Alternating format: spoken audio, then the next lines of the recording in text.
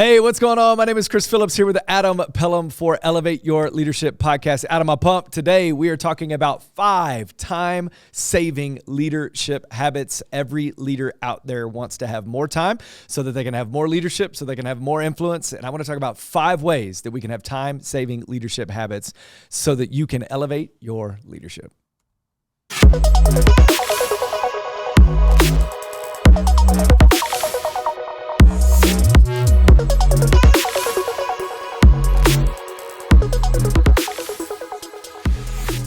Okay. All right. I see them on the beats, hitting on the 1s and 2s. Adam Pelham is here doing that. Hey, welcome to Elevate Your Leadership Podcast. My name is Chris Phillips, and co-host is Adam Pelham. Adam, say what's up. What's up? What's up? Pumped today. Hey, Adam, we got to start out like we start out a lot of times. Yep. Heat today? What we got today? This is Come a great on. Tradition. I like this tradition. Yeah. Today, we may or may not have planned today, but we got some heat today. A little bit. Okay, It's a threes day. It's a threes day. So We got a couple OG threes too. OG threes. For those that don't know, you got to have the Nike Air on the back. Got the Nike. I got the big Nike Air on the back of you got my to. Jordan 3 Fire Reds. Yeah.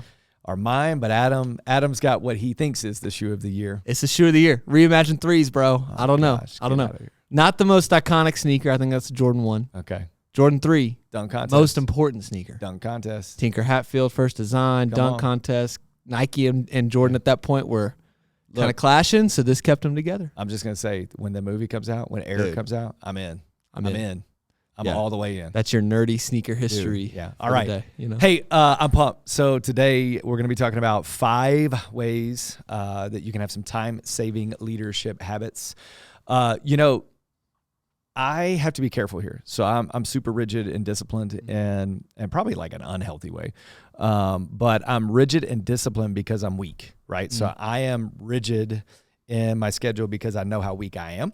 And so in that weakness, I try to find ways to like save, time all the time.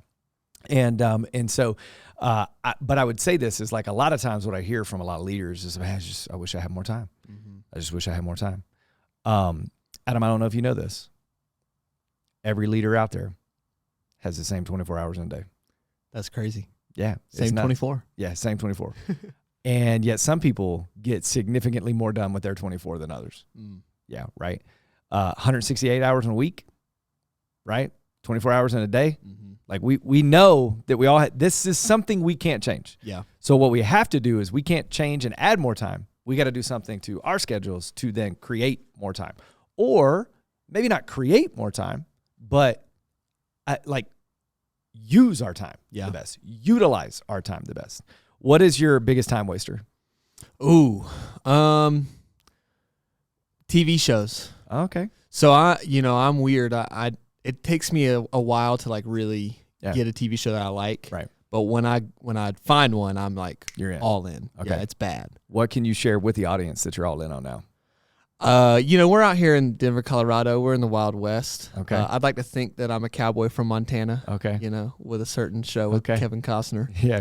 Are you a done? I was all in. I'm fully Dutton right now. But listen, what you say there is true because it's like, we can this is hours. You get like sucked in. Yeah. And there's like seasons. Right. And hours. And you're like, I don't have any time. Yeah. But I just binge watched 3 seasons of Yellowstone. Crazy. Yeah. And you're like, oh, really? You don't have time? Talk to me about not having your time. Right.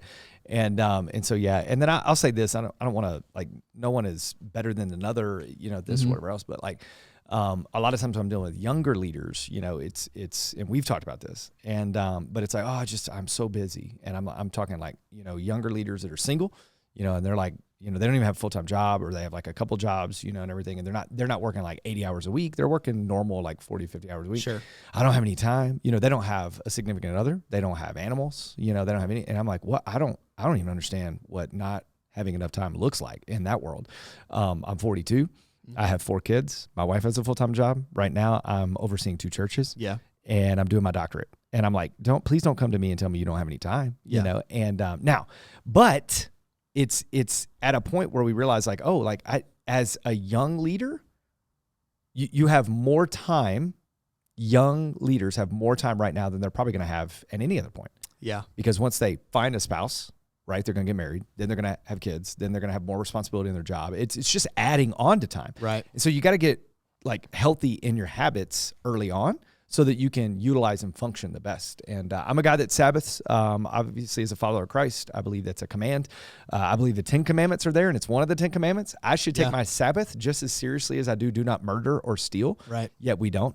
It's like, hey, there's no caveat here. It's like, oh, do you care about following this 10 commandment and not murdering or stealing or coveting your neighbor's stuff, or, adultery? Like, we care about those. It's like, yeah. And I'm like, do you Sabbath? And they're like, no. And I'm like, hey, that's just the same.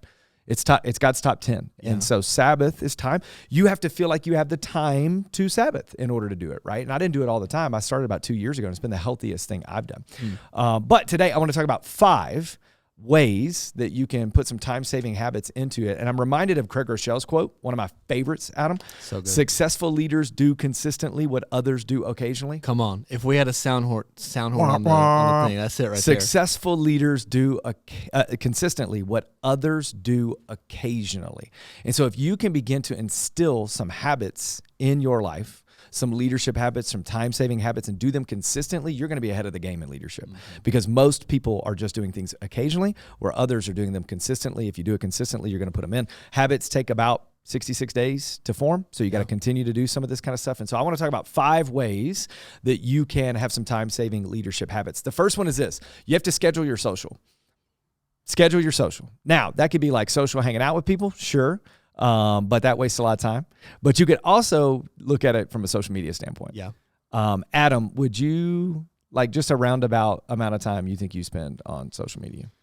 Well, I try to purposefully avoid looking at my iPhone. Okay. Because it'll tell me how much time, and I'm like, I don't know that I want to know that. But I have looked at it, and it's so much more than you think. Oh, it's ridiculous. It's like, I spend maybe an hour or two every couple of days. No, it's. Yeah. So what I usually do will tell people to say, hey, when you don't have a lot of time, I don't have any time for this. Could you do me a favor? Check your settings. Check your settings. Go to screen time and let me know how much you were on social media last week. It really seems like you have some time. Yeah. And again, I'm actually not one of those guys that says stay off social media. I'm on social media. I'm super active on social media. But when I say schedule your social, I mean schedule your time on it. Just like you would schedule a meeting, or just like you would schedule a conversation, or just like you would schedule a phone call, a Zoom meeting, or whatever else, schedule your social time. We're in a 21 days of prayer and fasting time right now currently at our church. And one of the things that I did was no scrolling. Like I just got no scrolling. All I can do is post and respond. So all I can do is post and respond to post something for the day, or respond to comments that somebody makes to me, or whatever else. And it's amazing, even with that, how much time I've gotten back just not scrolling. Now, I like to scroll because I like to know what's going on in the lives of people and like and comment on some of that kind of stuff. So I'm not saying remove any of that. But what if, Adam, you scheduled the time that you would be on social media? So, hey, maybe when I wake up, I've got 5-10 minutes that I can be on social media. Maybe at lunch or after lunch, I've got 5-10 minutes I can be on social media. And maybe sometime before I go to bed, I've got 5 or 10 minutes that I can be on social media. I mean, that's still, 15 to 30 minutes a day on social media. That's a significant amount of time, but it's going to lead to a lot less mindlessly scrolling and looking up and going, oh my gosh, I didn't realize I just spent the last 30 minutes on social media, right? What would you say to that? No, I agree with that. And to be honest, like, Instagram and some of those now have a way of knowing who you're following closely. Yeah. And so the people that you really, at least on my screen, the people that I really care about mostly, their stuff gets pushed at the top. Yeah. That's what, a couple minutes, scroll there, see that, check in on your close friends, and then bounce. And if you want to follow a bunch of other accounts and stuff like that, you can hide them. Like if you don't really care about the business accounts and stuff like that and what's going on, you can hide all those. The minute you get on the Explore page, though, it's just trouble. Explore Reels. Oh my gosh. They're funny. They're good. They are. There's got some great stuff. Scenery. I'm like, R.I.P. TikTok, by the way. But Reels is where it's at anyway. Reels is where it's at. So, but schedule your social. Schedule that social. And go in and just say, hey, stay on it. I'm not saying remove it, but schedule your time. Treat your time like it is an invaluable resource. Because it is, right? Yeah. Second thing is this: minimize your meetings. Oh, this is going to sound harsh. And I don't mean don't have meetings, because you have to meet with people. You got to engage with people. If you're leading a team, you have to meet with them and engage with them. But Adam, have you ever been in a meeting that you're like, hey, I wish this meeting would end?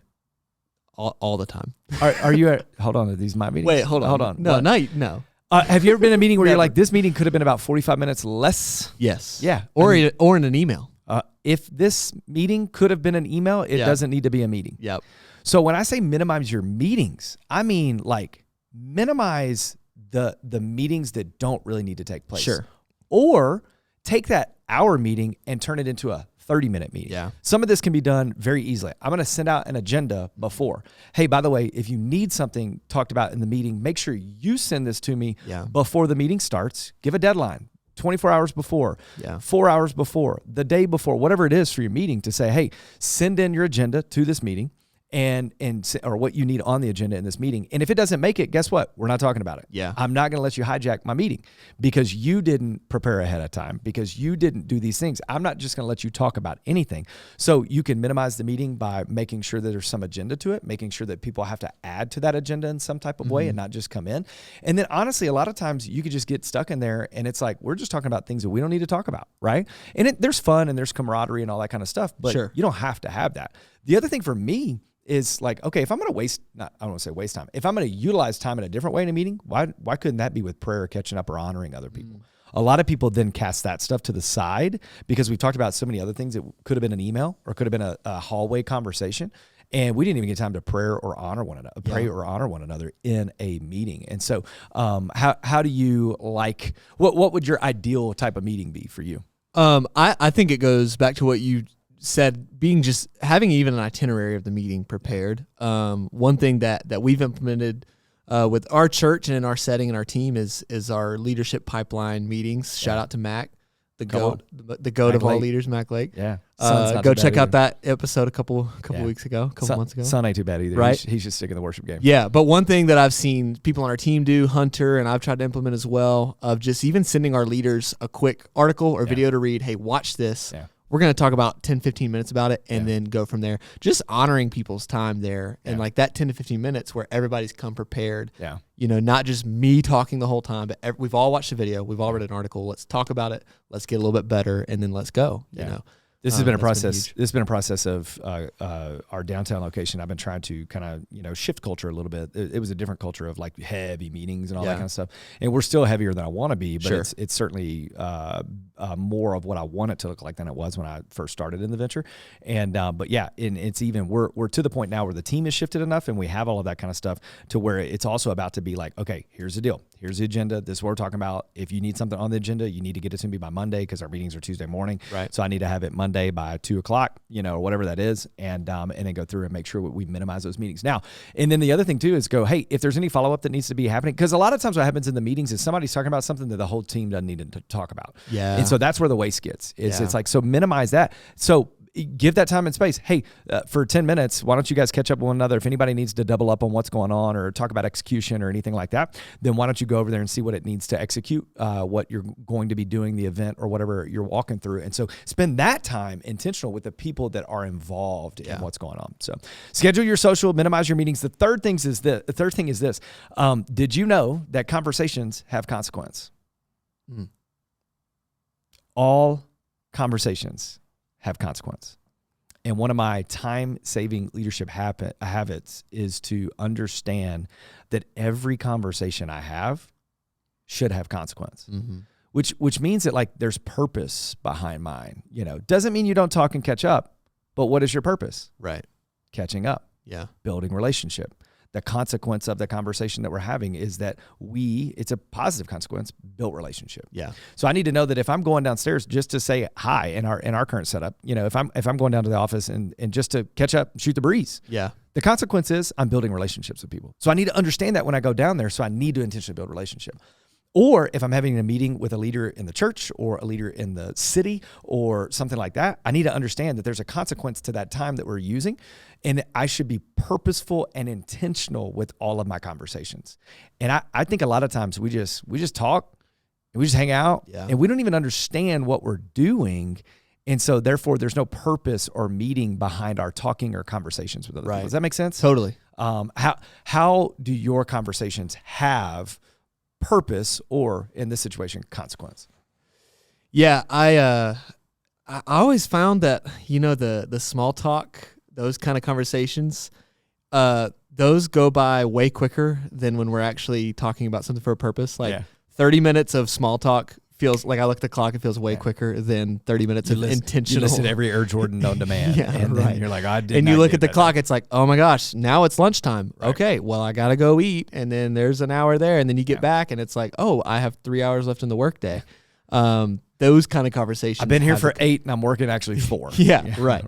Those kind of conversations in my life that I've seen happen, those are the consequences. They go back quicker a little bit. And so you got to watch it for sure. And they do. So we can have the consequence of not having purpose and meaning behind it. And we can even shoot the breeze with not that. And again, I'm not saying don't catch up, have fun. I'm loud and fun in the office. Am I not? 100%. But it's like, when I'm loud and fun, don't tell anybody this. Okay. Don't let anybody know. Okay.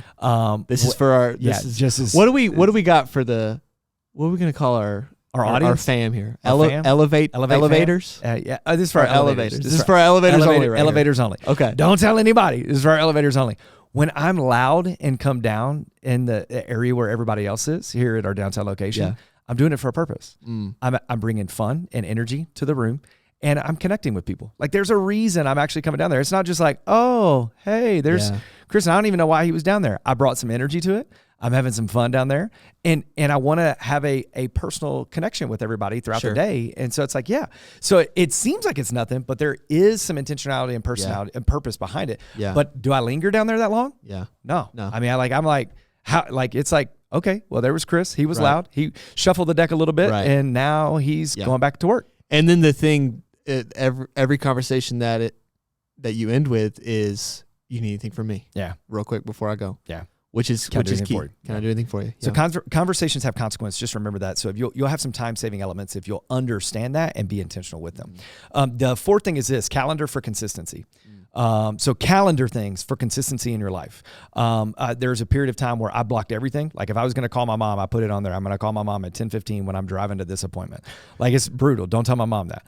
And she's probably not listening to this anyway. And so, but like, I would call my mom. Like, I put it in there. Guess what? I'd get a notification. Call your mom. So I'm in the car. I call my mom, and I'm going down there, and I have it. And here's the thing: we talked about this, Adam. You've asked me this question before, but I'm going to ask you. Okay. Do you like winning more or hate losing more? I hate to lose way more than I like to win. If I win, I think about it for 2 minutes. Yeah. If I lose, I think about it all night. 100%. I don't even really care about winning that much as I hate losing. Yeah. And so for me, when I calendar everything and I put it in my calendar, and I have to move that appointment, it feels like a loss. It feels like an L. Yeah. And I don't want to take L's. Yeah. I'm here for the dubs, man. Sure. I don't want to take L's. I want to put dubs on my day. And so I'm going to calendar everything. Put dubs on my day. Dubs on the day, baby. And I want to calendar everything that's in there. So man, if it is a 15-minute block to just like think, put a 15-minute block in your calendar to think. If it is a 30-minute block to read personal stuff. If it is scheduling your social, put that in your calendar. When I get to work, I'm going to have 15 minutes to schedule my social. Put that in your calendar, and I'm telling you, you'll be a lot more prone. You may not keep that long term, but what it's going to do, it's going to put this habit that you're going to make sure that your day has intentionality. Right. You don't get more days. They come and go. Yeah.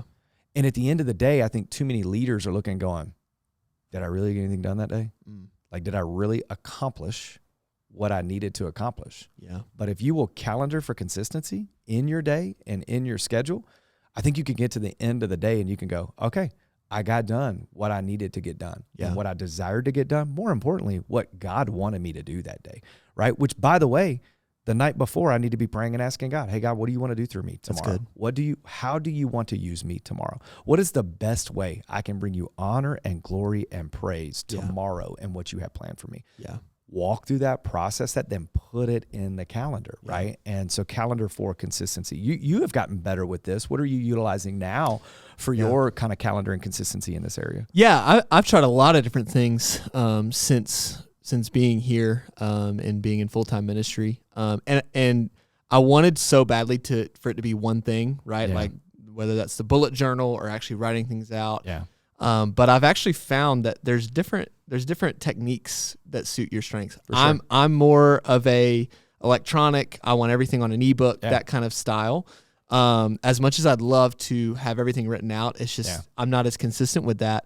And so I use all of my calendar, all of my to-do list things are online. Yeah. I have an app for all of it. My Mac connects to my iPad, connects to my iPhone, connects to all of it across the board, so that it's a good time for our leadership sponsorship that we have. Just kidding, we don't have any sponsorships. And yeah, right. Download. Yeah. But no, you've gained strides in that. Yeah. Do you know the best productivity tool that I've recommended to everybody? What is it? The one that works for you. Yeah. The one you'll use. Yeah. I don't care what you use. Just use something, whether it's bullet journaling, whether it's Todoist, whether it's Asana, I tell everybody, it's like the one that you will use is the best productivity tool. Absolutely. Everybody, not everybody, but people will ask me, what's your favorite Bible translation? The one you'll read. Yeah. Yeah. The one you'll read. Yeah. Like if you are King James and you want to read King James, I've got thoughts, but read that King thing, James. Man. If you're new King Jimmy, like just go with the new King Jimmy. If you're ESV, go with the ESV. If you're CSB, like whatever one you are going to read is the best one. The productivity tool, the calendaring tool, or whatever it is, the one you're going to consistently use is the best one. That's good. But it takes time to put it in. You got to give it a shot. Don't give it a week and give up. Give it a month. Give it 2 months. Yeah. 66 days to form a habit. Last but not least, time-saving leadership habits. You got to schedule your social. You got to minimize your meetings. You got to have conversations that have consequence. You got to have calendaring for consistency. And then last but certainly not least, make some strides with the sleep. Got to get them Z's, man. Got to get the Z's. Now, this is a debate because people will be like, I need 17 hours of sleep. And man, props to you. You just praise God. You straight hibernate. Yeah, you straight hibernate. And that means you got 7 hours to get something done the next day. But people's bodies require different amounts of sleep. Sure. So I recognize and know very scientifically and strategically that my body doesn't require more than 6 or 6.5 hours of sleep a night. I've been tracking with a Whoop device, not sponsored by them either, but if they want to, come on. Let's go. And Whoop your leadership. So I've got a Whoop device that I've been tracking my sleep for the last almost a year. And what I've been doing in it is trying to find out what are the rhythms that give me the best quality sleep, not the most sleep, but the best quality sleep. So I don't like talking time-wise sleep. Because you can get 10 hours of sleep and your recovery can be in the 50s. So it's like, okay, the time is not there. I need my recovery to be in the green or the high yellow in my Whoop device. And sometimes that has nothing to do with the amount of sleep I have, but it's the quality of sleep I have. So Adam, what do you feel your body requires for sleep? I try to get 7.5. Yeah. Right around there. Right. Yeah. And I can feel a little bit of a difference. So I'm a 6 to 6.5. But here's the deal. What I found is I could drink a cup of coffee at 9:30 and I'm still going to get You're out like a baby still. I'm done, man. But what I found was that I didn't get the same quality sleep. So it doesn't keep me up from a quantity of sleep, but the quality of sleep is less. By the way, it's not just coffee or anything with caffeine. If I drink water at 9:30, if I have a glass of water at 9:30, I have the decreased recovery and decreased quality of sleep as well. So what I identified over the time frame, trying to make strides with my sleep, was that if I eat anything or drink anything past 8 o'clock, my recovery in my sleep is different than if I do not. That's crazy. So I try to cut off anything that I eat or drink, water, caffeine, or anything. This is not just sweets. It could be an apple or grapes or a banana. I try to cut off anything at 8 o'clock and do my recovery is through the roof. I get 6 hours of sleep. My recovery will be in the yellow or green on the Whoop, which means it's in the high percentages in the 90s and everything. And that's because it's the quality of sleep. And guess what? When I sleep well, the next day, bro, I am fired up. You give me my recovery and it's man, some of this had to do with me on Sunday mornings coming and teaching because my day was significantly longer, right? So I would come to our downtown location and pray. Then when I go to our Central Park location, lead and set up and do these types of things and then preach and teach. Then I would connect with people. Then I would come down here again and preach and teach our downtown location. Then I would usually go to lunch with somebody from one of the churches or whatever else. Then I would go back home, change clothes. We'd have staff meeting and then we have group on Sunday night. So by the time I get there, so if I'm not recovered going into that, bro, I'm done. That's huge. And then you might as well just bank in that Monday is worthless, right? Yeah. So what I started doing was saying, hey, what can I do on Saturday night to make sure that I'm in the green on Sunday morning so that I'm fired up and passionate because that's the day I want to be on. Yeah. And so, man, make strides in your sleep. I don't know what it is for you, but find out what your recovery is. Put some investment in this. This is somewhere that deserves your investment and your time to figure it out. Yeah. Whether it's an Oura Ring or whether it's a Whoop device or sleep trackers, there's so many things. Apple Watch. Oh my gosh. There's so many things that are out there right now. Put some effort into finding out the quality of your sleep. And then, by the way, start to schedule your life around that, and you're going to be good. Calendar for consistency. Yeah. So put in your calendar, don't drink or eat anything, right? Yeah. And so what would you say in terms of sleep and making strides there and overall recovery? It's probably not something you think about right now as a younger leader. It's starting to catch up, though, to be honest. I'm like, man, like I used to, in college, I could get 4 hours of sleep and go to class and be good. And it really does. I'm starting to notice that. So honestly, we've talked about this before. We mentioned Craig Rochelle earlier. He mentioned on his podcast a couple weeks ago. That's but even not hitting snooze is huge. Dude. He broke it down, and there's like studies scientifically that say does not do anything for you. It doesn't do anything for you. It's actually bad for your heart because it's like a shock to your system every time. And it makes you feel actually more sluggish 100% the rest of the day. And so deciding the night before, okay, I'm not going to hit snooze. I'm going to hit off. I'm going to get up. I'm going to go. That's like a person on our team was saying that he and his accountability group, that's what they're doing. They text each other. Did you hit snooze today? Did you snooze today? That's savage. The only snooze I'm trying to get is that breakfast at Union Station. Come on, shout out snooze. Let's go. Hey, so schedule your social, minimize your meetings, conversations have consequence, calendar for consistency, and make strides with your sleep. I promise you that if you'll make an effort to move in any one of those areas, have some time-saving leadership habits. If you do this consistently, because other people are only doing these occasionally, right? And if you do these consistency, you're going to grow in your leadership. And I promise you, take one of these. Don't do all 5 of them. Take one. What's the one that you need to start with this week? Which one can help you improve? And I promise you, you'll start to save some time, and you will absolutely elevate your leadership in a way that you've never known. So thanks for tuning in. Can't wait to see you next time. We got a great one next time. I'm fired up about it on relationships.